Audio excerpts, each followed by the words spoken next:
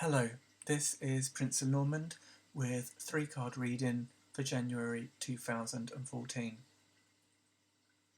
I've been wanting to try a new video reading here on the blog and to do it a bit more consistently, so I thought I'd have a go at looking into January as a month with my new Aquarian tarot by David Palladini, which I got for Christmas.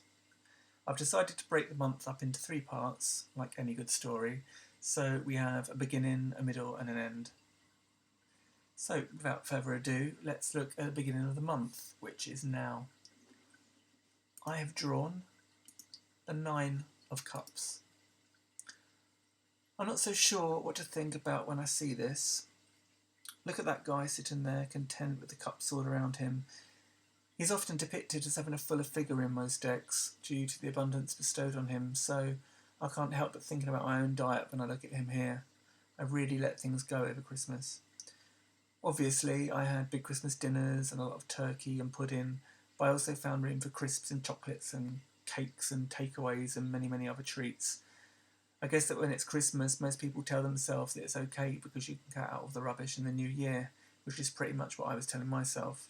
I now feel a lot like that guy in the card, satisfied but empty all at the same time. Generally, this is a card of blessings. Father Christmas was good to me last year.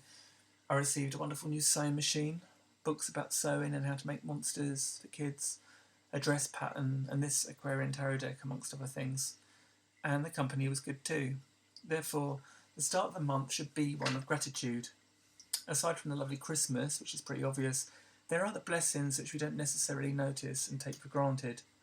I've got my talents, my security, money, my family and my boyfriend. I'm truly a lucky boy, and I shouldn't be complacent. In the middle of this month sits Temperance. This one looks stern, doesn't she? I like that everything is symmetrical in this card because it makes me think of balance.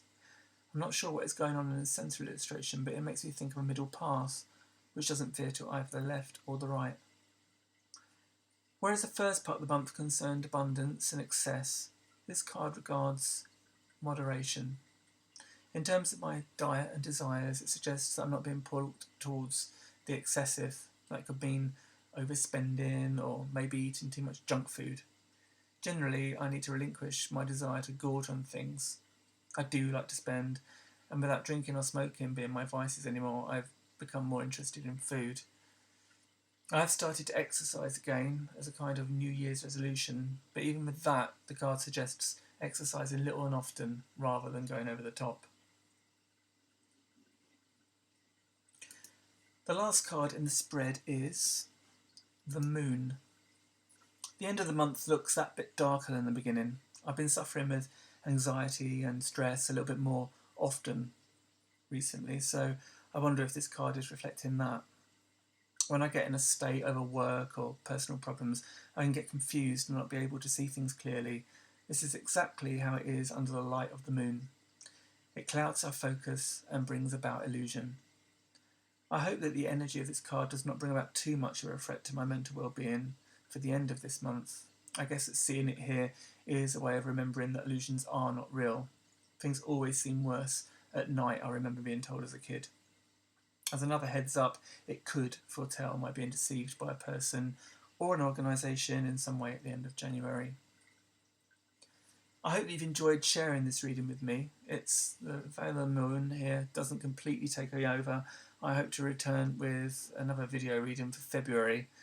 But until then, please drop in at my daily blog at princelenormand.wordpress.com.